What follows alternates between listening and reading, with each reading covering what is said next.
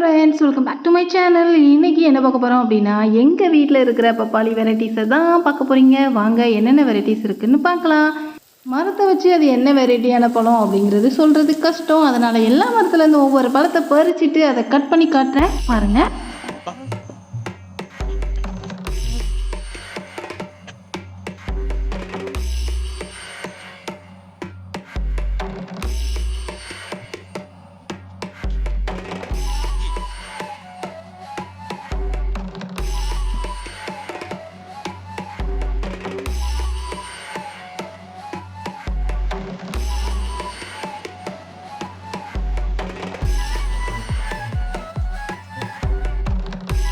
Cut பண்ணதும் இது சென்டரில் அருங்கோண ஷேப்பில் இருக்குது.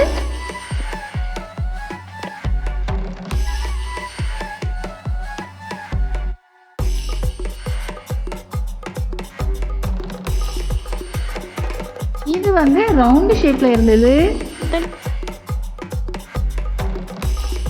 இந்த பழத்தை கட் பண்ணி பார்த்தோன்னா எப்படி இருந்துச்சு அப்படின்னா, அருங்கோணத்துலேயே ஃப்ளவர் மாடலில் இருக்கிற மாதிரி இந்த பழம் இருந்தது. பொதுவாகவே பப்பாளியில் நிறைய சத்துக்கள் இருக்குது. வயசானவங்க, அதாவது சுகர் இருக்கவங்க தான் சாப்பிட்ணும் அப்படின்லாம் கிடையாது. சின்னவங்க கூட சாப்பிட்லாம், ரொம்ப நல்லது. மேலும் பெண்களுக்கு ரொம்ப ரொம்ப ரொம்ப ரொம்ப நல்லது. ஏன்னா பீரியட் டைம்ஸில் வர பெயின் எல்லாம் கூட நமக்கு வராமல் பண்ணும் இந்த பழங்களை நம்ம நிறைய சாப்பிட்டோம்னா. இதை பார்த்தீங்களா, இது வந்து பேபி பப்பாயா. பேபி பப்பாயானா பப்பாயாக்குள்ளேயே ஒரு குட்டி பப்பாயா விளைஞ்சிருக்கும், அவ்வளோதான். நான் ஃபஸ்ட் டைம் இந்த பேபி பப்பாயா பார்க்குறேன். அதனால் இதை நான் சாப்பிட்லாமான்னு எனக்கும் தெரியல. எதுக்கு பேபி பப்பாயாஸை சாப்பிட்டு ரிஸ்க் எடுக்குது அப்படின்ட்டு இந்த கனிஞ்ச பப்பாளியாவே சாப்பிடுங்க, அதுவே ரொம்ப நல்லது தான். அடுத்ததா ஸ்டார் பப்பாயா.